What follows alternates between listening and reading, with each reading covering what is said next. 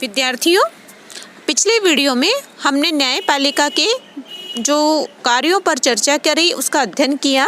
आज इसी न्यायपालिका से संबंधित जो अपना टॉपिक है, इसी को आगे बढ़ाते हुए हम अध्ययन करेंगे न्यायपालिका की स्वतंत्रता और न्याय पुनरावलोकन से आशय और इसकी प्रकृति। न्यायपालिका की जो स्वतंत्रता क्यों आवश्यक है, तो इसके लिए जो न्यायपालिका का जो कार्य क्षेत्र बहुत ही विस्तृत है।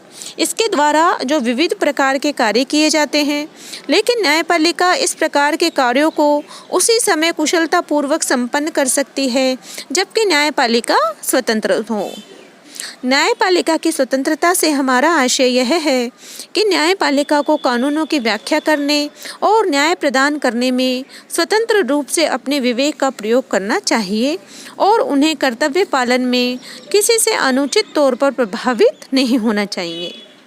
सीधे सादे शब्दों में इसका आशय है कि न्यायपालिका, व्यवस्थापिका और कार्यपालिका किसी राजनीतिक दल, किसी वर्ग विशेष और अन्य सभी दबावों से मुक्त रहते हुए अपने कर्तव्यों का पालन करें।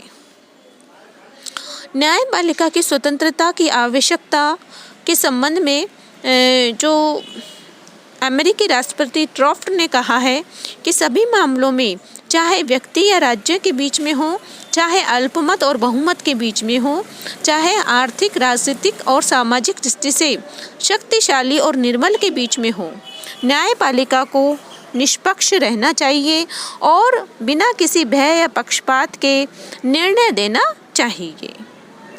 न्यायपालिका की जो निष्पक्षता या महत्व की आवश्यकता क्यों है, इस संबंध में हम इसका अध्ययन करते हैं, जिनमें सबसे पहले है लोकतंत्र की रक्षा के लिए। अपने अन्य अभिप्रायों सहित लोकतंत्र एक सीमित और मर्यादित शासन व्यवस्था का नाम है और शासन को मर्यादा में रखने का कार्य एक स्वतंत्र न्यायपालिका के द्वारा ही किया जा सकता है। इसके अतिरिक्त स्वतंत्रता और समानता लोकतंत्रीय शासन के प्रतीक होते हैं तथा नागरिकों की स्वतंत्रता और कानून की दृष्टि से व्यक्तियों की समानता, इन दो लक्ष्यों की प्राप्ति स्वतंत्र न्यायपालिका के आधार पर ही की जा सकती है। इस दृष्टि से स्वतंत्र न्यायपालिका को लोकतंत्र का प्राण कहा जा सकता है। न्याय की रक्षा हेतु न्यायपालिका का सबसे प्रमुख कार्य कानूनों की व्याख्या करते हुए न्याय प्रदान करना होता है और न्यायपालिका यह कार्य तभी भलीभांति कर सकती है जब वह स्वतंत्र और निष्पक्ष हो, व्यवस्थापिका और कार्यपालिका के नियंत्रण तथा प्रभाव से पूरी तरह मुक्त हो। यदि न्यायाधीशों पर किसी भी प्रकार का दबाव और बाहरी नियंत्रण हुआ तो वे निष्पक्षता पूर्वक न्याय नहीं प्रदान कर सकेंगे। अगली जो न्यायपालिका की स्वतंत्रता की आवश्यकता के संदर्भ में जो बिंदु है, वो है संविधान की रक्षा के लिए। वर्तमान समय के राज्यों द्वारा सामान्यतः संविधान की सर्वोच्चता की धारणा को अपनाया जाता है और संविधान की रक्षा का भार न्यायपालिका पर होता है। लेकिन न्यायपालिका संविधान की रक्षा का यह दायित्व उसी समय भलीभांति निभा सकती है जबकि वह स्वतंत्र और निष्पक्ष हो। स्वतंत्र न्यायपालिका संविधान की रक्षा का कार्य दो प्रकार से करती है। पहला, वह संविधान की धाराओं की स्पष्ट व्याख्या करती है। दूसरा, व्यवस्थापिका द्वारा पारित कानूनों की जो संविधान के विरुद्ध होते हैं तथा कार्यपालिका के वे जो कार्य संविधान का उल्लंघन करते हों, अवैध घोषित करके न्यायपालिका संविधान की रक्षा करती है। नागरिकों के अधिकारों की रक्षा हेतु यद्यपि न्याय, लोकतंत्र और संविधान की रक्षा के लिए भी न्यायिक स्वतंत्रता आवश्यक है, लेकिन न्यायपालिका की स्वतंत्रता का महत्व सर्वोपरि रूप में न्यायिक अधिकारों की रक्षा की दृष्टि से है। पुराने समय में कार्यपालिका अर्थात निरंकुश राजाओं की निरंकुशता की प्रवृत्ति थी। आज भी इस बात की आशंका बनी रहती है कि व्यवस्थापिका या कार्यपालिका नागरिक अधिकारों को आघात न पहुंचा दे।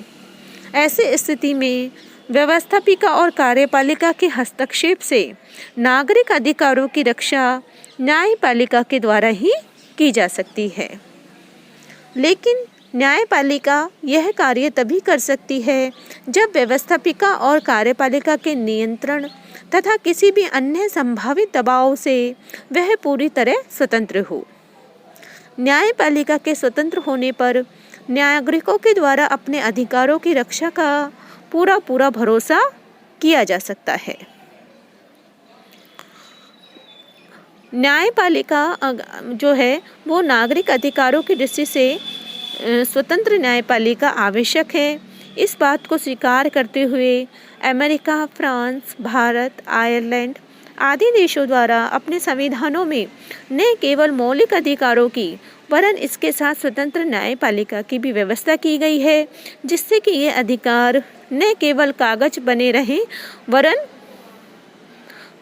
बने रहें वरन इन्हें प्रभावपूर्ण तरीके से अमल में भी लाया जा सके।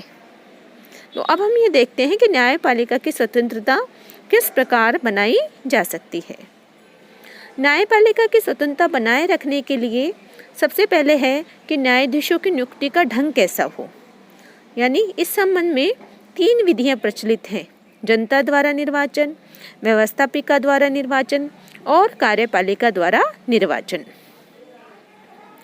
जनता द्वारा जो निर्वाचन जो है वर्तमान समय में यह स्विट्जरलैंड और इसके कुछ कैंटनों में और अमेरिका संघ के कुछ राज्यों में प्रचलित है। यह पद्धति दोषपूर्ण है क्योंकि इसमें जनता द्वारा न्यायाधीशों के निर्वाचन की पद्धति को अपना लिया गया तो योग्य व्यक्ति जो है न्यायाधीश के पद पर आसीन नहीं हो सकेंगे। योग्यता और लोकप्रियता 2 अलग चीज़ें हैं और चुनावों में विजय लोकप्रियता के आधार पर ही प्राप्त की जा सकती है, योग्यता के आधार पर नहीं। इसके अतिरिक्त वर्तमान समय में प्रत्येक प्रकार का निर्वाचन दलबंदी से जुड़ा होता है। न्यायाधीश जब राजनीतिक दल की सहायता से चुनाव लड़कर अपना पद प्राप्त करेंगे तो उनमें दलीय आधार पर पक्षपात करने की प्रवृत्ति उत्पन्न हो जाएगी। दूसरा है व्यवस्थापिका द्वारा निर्वाचन, जिसमें सोवियत संघ और स्विट्जरलैंड में न्यायाधीशों का निर्वाचन व्यवस्थापिका के द्वारा किया जाता है, किंतु यह पद्धति न्यायपालिका को व्यवस्थापिका के अधीन बना देती है। इस पद्धति में न्यायाधीशों की नियुक्ति का आधार उनका कानूनी ज्ञान एवं अनुभव, निष्पक्षता और योग्यता नहीं वरन राजनीतिक दल के नेताओं की कृपा होती है और इस प्रकार के न्यायाधीश कभी भी निष्पक्षता पूर्वक न्याय प्रदान नहीं कर सकते। तीसरी प्रचलित पद्धति है कार्यपालिका के द्वारा निर्वाचन। इस पद्धति में न्यायाधीशों को कार्यपालिका द्वारा नियुक्त किया जाता है और विश्व के सभी राज्यों में यह प्रचलित है। शक्ति पृथक्करण के सिद्धांत के विरुद्ध होने पर भी यह पद्धति श्रेष्ठ है।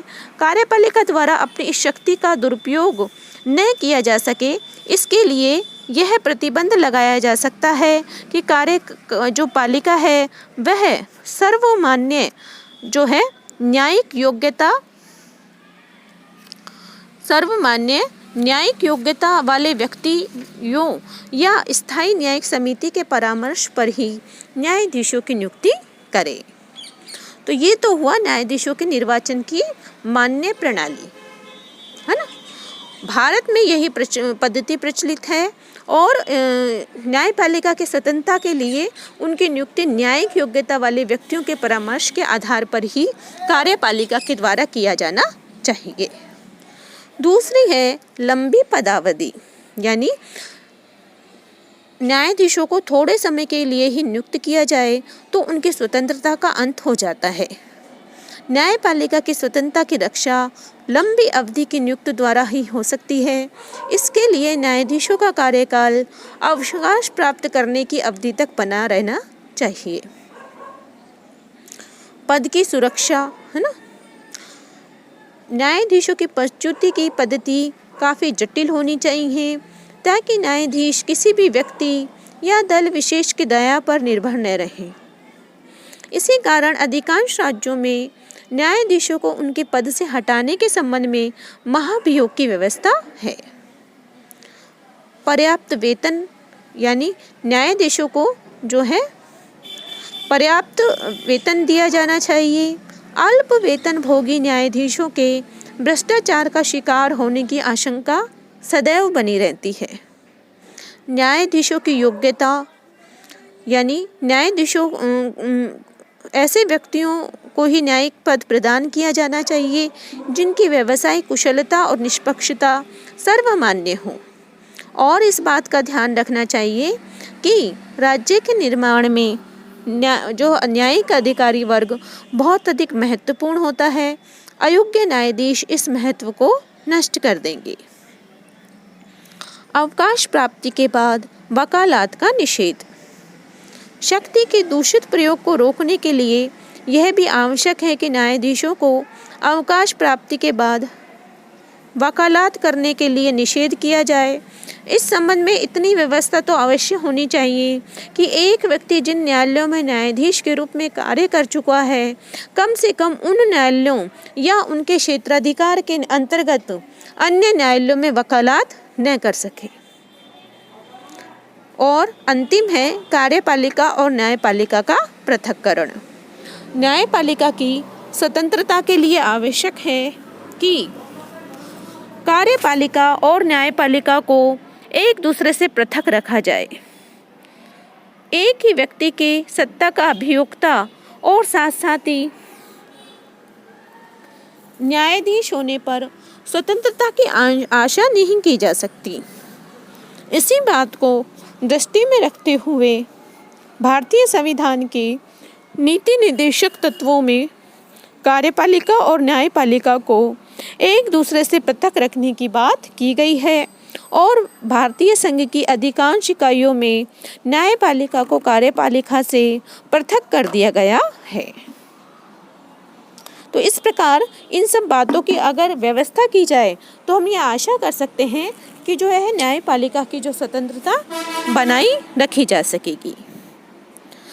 न्यायपालिका के संदर्भ में आधुनिक प्रवृत्तियां जो है वर्तमान समय में उभर कर जो सामने आ रही है, उस संबंध में दो प्रवृत्तियों का उल्लेख कर सकते हैं। पहली है अधिक जो प्रमुख है वो है न्यायिक पुनरावलोकन की, और दूसरी है जनहित अभियोग और न्यायिक सक्रियता की। द्वितीय पद्धति प्रथम प्रवृत्ति पर ही आधारित है। न्यायिक पुनरावलोकन से तात्पर्य है सर्वोच्च न्यायालय इस कार्य के लिए संविधान द्वारा अधिकृत अन्य न्यायालयों द्वारा संविधान तथा उसकी सर्वोच्चता की रक्षा की व्यवस्था करने से है। यदि संघीय या राज्य विधानमंडलों द्वारा अपनी सीमाओं का अतिक्रमण किया जाता है, अपनी निश्चित सीमाओं के बाहर मौलिक अधिकारों के विरुद्ध कानूनों का निर्माण किया जाता है, तो संघीय व्यवस्थापिका या राज्य के विधानमंडल द्वारा निर्मित प्रत्येक विधि अथवा संघीय या राज्य प्रशासन द्वारा किए गए प्रत्येक कार्यों को सर्वोच्च न्यायालय अवैधानिक घोषित कर सकता है। सर्वोच्च न्यायालय द्वारा संबंधित संविधान द्वारा अधिकृत अन्य न्यायालयों की इस शक्ति को ही न्यायिक पुनरावलोकन की शक्ति कहा जा सकता है। न्यायिक पुनरावलोकन की धारणा के मूल प्रतिपादक अमेरिकी सर्वोच्च न्यायालय के मुख्य न्यायाधीश मार्शल ने 1803 में मारबरी बनाम मेडिसन विवाद में निर्णय देते हुए न्यायिक पुनरावलोकन की परिभाषा दी थी कि न्यायिक पुनरावलोकन न्यायालय द्वारा अपने समक्ष पेश विधायी कानूनों तथा कार्यपालिका अथवा प्रशासनिक कार्यों का वह निरीक्षण है जिसके द्वारा वह यह निर्णय करता है कि क्या वे एक लिखित संविधान द्वारा निश्चित किए गए हैं अथवा क्या इनके प्रसंग में व्यवस्थापिका अथवा कार्यपालिका ने अपनी शक्तियों से बढ़कर कार्य किया है। कॉर्बिन ने न्यायिक पुनरावलोकन को स्पष्ट करते हुए कहा है कि न्यायिक पुनरावलोकन का तात्पर्य कानून की उस शक्ति से है जो उन्हें अपने न्याय क्षेत्र के अंतर्गत लागू होने वाले व्यवस्थापिका के कानूनों की वैधानिकता का निर्णय देने के संबंध में तथा उन कानूनों को लागू करने के इनकार करने के संबंध में प्राप्त है जिन्हें वह अवैध और व्यर्थ समझे।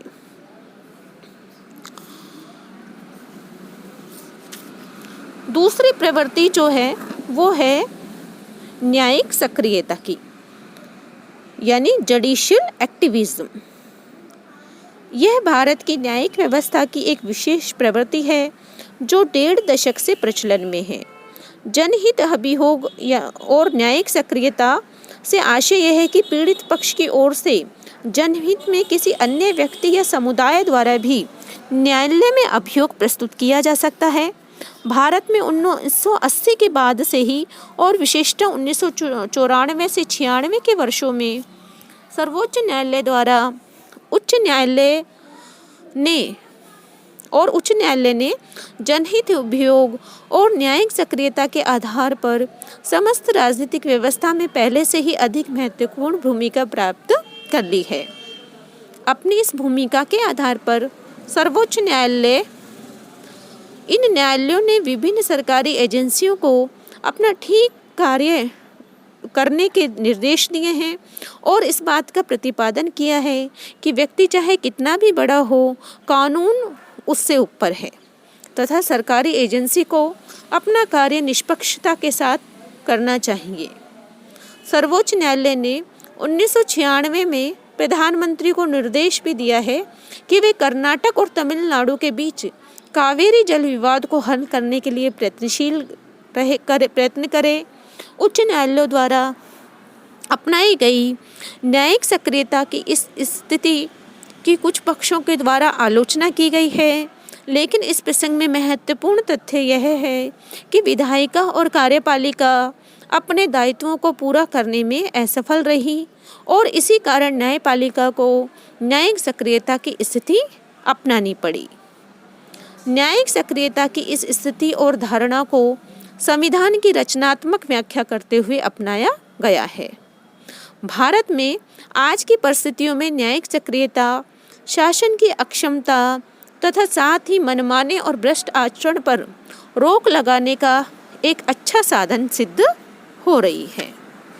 तो इस प्रकार न्यायपालिका, व्यवस्थापिका और कार्यपालिका सरकार के ये तीनों अंगों का बारे में हमने अध्ययन किया और किस प्रकार ये शासन व्यवस्था के सुदृढ़ आधार के स्तंभ के रूप में कार्य करते हैं, ये हमने जाना। धन्यवाद।